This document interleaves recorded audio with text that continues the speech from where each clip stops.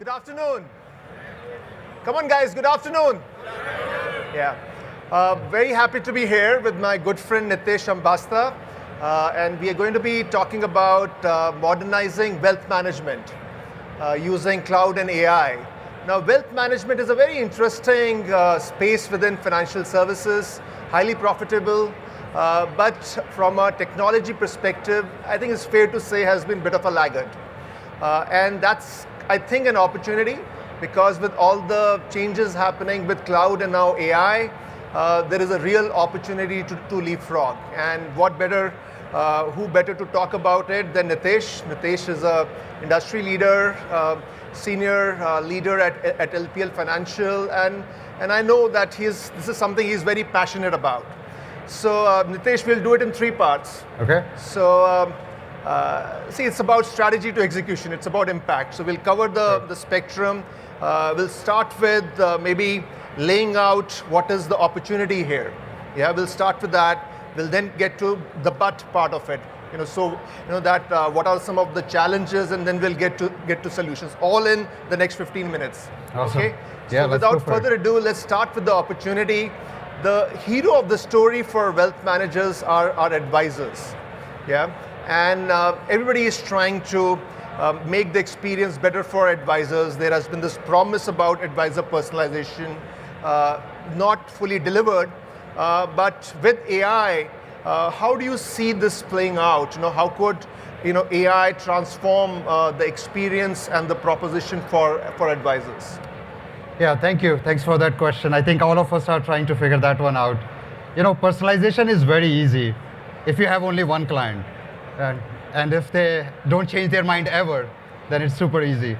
But the hard part with personalization has been that it's an ecosystem, it's a system. It's not a feature or a product, right? It's a system, and systems are messy. And the reason systems are messy is because clients are messy. And not in a humorous way, and but Nitesh has a client of mine. Yes, so you know that from experience. I made everybody wait while I was running through the expo. So yeah, clients are messy, they change their mind, they have their preferences changing and so on. And so personalization has been a challenge, and it continues to be a challenge. The part about personalization has always been that, let's say you are an advisor and all these are your clients. If you try to personalize it for everyone, let's say you do it, everyone will have unique demands of you. And that is hard for an advisor to keep up with. And so where AI comes in is it takes the heavy lifting from advisors' plate. Today, I think advisors spend 60 to 70% of their time preparing for meetings, collecting documents, and a lot of stuff that they are not spending time with clients. And so that 60, 70% is your attack space with AI. If you can get to that, and then advisors can focus their time with customers and they can use their relationships better, that's the holy grail. And so we'll see how far we can get to that, but I think AI has all those promises. With agentic AI, we can automate a lot of that work that advisors are doing manually today, or they have to spend their time doing. So that's very exciting that AI can do a lot of the heavy lifting, behind personalization. Now, let's get to the bigger picture. That what does that imply from a business model perspective, and maybe even putting the LPL hat on, that where you play in the value chain, and everybody's trying to in wealth management, trying to be this financial kind of supermarket. So how could AI be a bit of a disruptor and maybe help you leapfrog? Is that a possibility? Yeah, definitely for LPL, it's a possibility. Like we were not advanced in a lot of products and feature capabilities like wirehouses. And LPL having 30,000 advisors affecting the financial well-being of about 8 million clients can definitely be that marketplace ecosystem. And you mentioned the word leapfrog.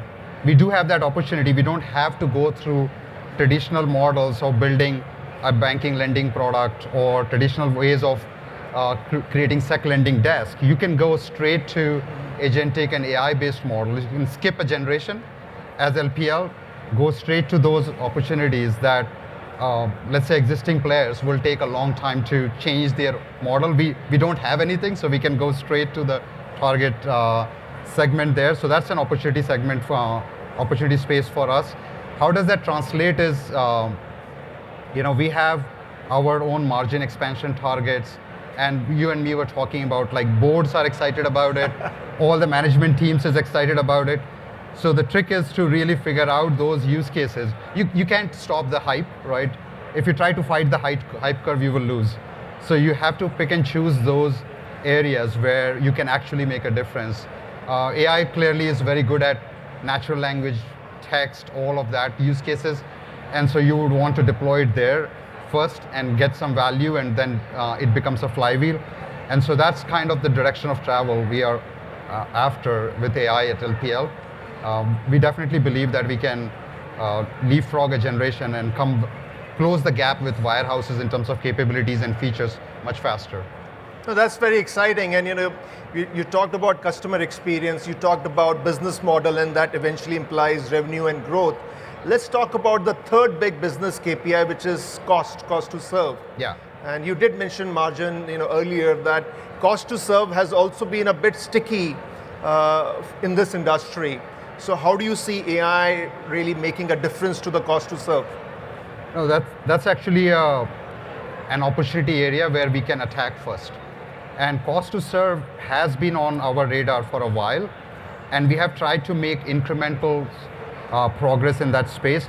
But what is now possible is you can look at those end-to-end workflow steps in the cost to serve, like whether it is account opening workflows or commission processing workflows or simple money movement, how fast you can do those things. Today, there are a lot of exception cases or even supervision use cases. There are so many human beings involved in an account opening, account transfer kind of use cases. And those are ripe areas where you can say, okay, we can look at this as a completely inside-out approach instead of incrementally making those workflows better, right? You don't have to do the typical workflow systems like our favorite workflow products from the past. Right. And say, hey, let's look at this completely differently. And until I saw a demo of this live, I couldn't believe where an advisor or end user is trying to chat to create an account opening or KYC, AML kind of use case. And on the side, you can see what the agents are doing. And that experience is fully personalized to that advisor. So each advisor office can do this differently, and they have a very personalized experience on how they open accounts, how they deal with clients, and how they lift that margin up for them. And that results into us having a significant boost in our margin targets. And so that's the first area in 2026 we are going to go after, which is starting with the operational transformation area, and then learn from that and go after other business lines. And it's fascinating that, as you're talking about operations, that this is not just about cost, but this is also about personalization and improving the customer experience. So fascinating set of possibilities. Almost feels like being a child in a toy shop. There is so much you can do, Yep. But there is also a reality check that I think it's fair to say, Nitish, and I know that you're very aware of it, that there is a chasm between the promise and the reality. Yeah. So what are some of the challenges that you and your teams are seeing in terms of implementing AI and cloud and realizing this vision? Yeah, like there are a couple of stats I'll give you. One is the number of AI use cases truly in production, according to McKinsey survey, was about 6-7%. So we should be aware of that. The second stat is getting to a 60 to 70% accurate model and result is very fast. But from there, trying to get to 80%, 90% is extremely hard. And so knowing that those things are hard, you solve for, to answer your question, the difficult problems first, which is something my team keeps reminding me. I always say, solve for the difficult problems first. And that is creating a data ecosystem, which is conducive to this, right? So at LPL, we have been on this journey of transforming, with your team's help, Incedo team's help, we have been on this journey, on transforming from a monolith to a data product environment where you can have a modern fabric, and it's event-driven, where you can now connect data that we have on platform versus off-platform data, and now you can do those use cases faster. So that is a hard yard, fixing the data ecosystem, getting it ready. But that's in itself is not enough. in a financial services firm, you have to think about security. You need to think about trust in the ecosystem, because our business is all about trust. Our clients trust our advisors, and that's how they are in business. So have to be extremely prepared for trust and security. Now we all know that this whole technology landscape is very new, 2.5 years old, 3 years old. And so the maturity of that is not there yet. So you want to start in an area where you feel strong, comfortable with, and not like a most important segment of your business you put AI through. So I would say those two. And the third one, which is obvious to all the people here, is about talent, right? You have to do a talent transformation. It's not just, like I will take an example of my own team. I see leaders who are actually embracing AI and they are doing it themselves. And then there are leaders who are telling their teams to do it, but they are not themselves doing it. And when I self-reflect, I was one of those second type of leaders. So I've just enrolled in a course myself, so I can do it myself. But talent transformation is very key. And let's double click on a couple of these. There are 3 or 4 important issues that you have raised, Nitesh. Let's talk about data. Yeah. Because you also talked about choosing the right sequence. And data is very tricky because data can be like everything and very hard to kind of work through. And in your case, you've had the added complexity or challenge that you have been kind of doing a spate of M&As, at least one every year. Yeah. And what I've found very interesting is that you have used that has been a challenge from a data perspective, but you have used that as an opportunity to actually upgrade your kind of data foundation. So talk us through that a bit, that how have you approached this whole data journey, and especially with this, the whole focus on inorganic growth? Yeah, no, I think that has helped us a lot, because many places when firms try to upgrade their data ecosystem, the challenge is your main business runs on legacy, and now you want to build something or transform to something new, but how do you motivate or change that much of current ecosystem, that applications, advisor workstation, all of that to go to the new platform. So we used M&A as an opportunity.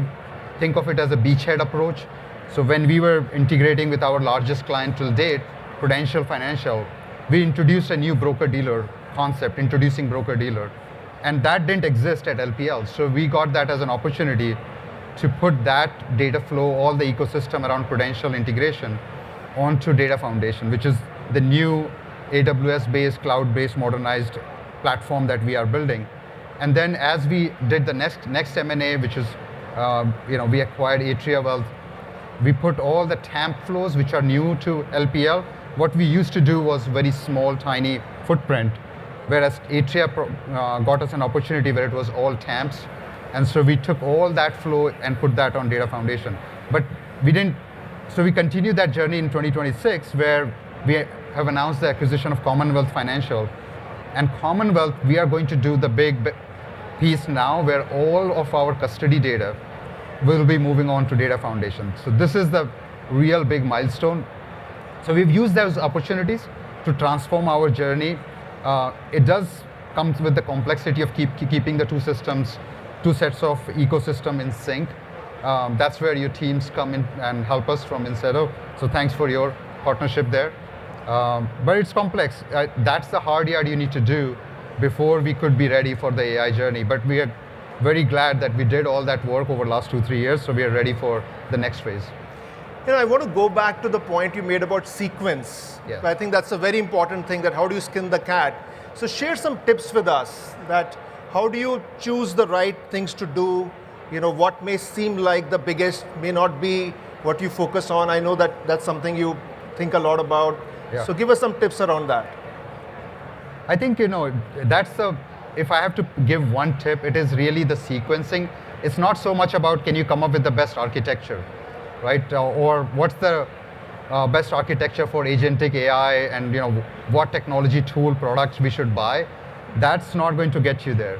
It's really doing things in the right sequence. And the fundamental part, or the most important thing for us from a sequencing perspective that we've learned, is the journey to Data Foundation and journey to cloud. Without those ingredients, you cannot even start. And so since we have done, or we are on our journey to get those two things done, Now comes how do you democratize access to data and AI tools to a broader ecosystem? So right now, while we are experimenting with use cases, the thing that we are trying to solve for is how our business lines get engaged, how the product teams get engaged, how is it democratized for everyone to start working with AI at a pace. Otherwise, if all of them wait for technology and product to give them tools, then we will be behind the game. So that's the next one, which is learning journey for the organization and building that momentum, which is what we are up. And the third thing, which I said, is the security and the trust in the solution we build. Those three things in the sequence, and then you can go after what is the best technology out there and whom should we partner with. I have an eye on the clock here. I'll come to my last question, which is about talent. In the AI age, paradoxically, the human aspect becomes more important. So finally, people, talent. Yeah. What are your top three kind of mantras, or what is the different that you're expecting from your teams? I know a lot of your teammates are sitting here, so very important for them. Yeah, I think anecdotally, what I heard is we are the last generation who are managing only human beings. After this, our next generations will be managing human beings and AI agents. I don't know if it will be true, but that's the promised land. I think it's not something magical, is what I would say, but it's something you embrace, right? It's no longer like, okay, can I stay on the sidelines approach? So it's happening, and as I said, I'm taking it on myself to learn. Some of my team members are already experimenting and doing the coding themselves, and it's become so easy that you don't have to be a programmer anymore. So I think it's about everyone trying to do it themselves is the mantra, and the hiring will change in future more towards ML engineering will become the main thing, as opposed to software engineering or Python or what used to be full stack engineer. So the twist will be more towards, like, all our hirings will shift towards ML engineering skill set. Amazing. I have we are at time. Gautam is looking at me. So Nitesh Ambastha, thank you so much. Thank you for, so much in 18 minutes, we managed to cover the entire value chain of modernizing wealth management with cloud and AI.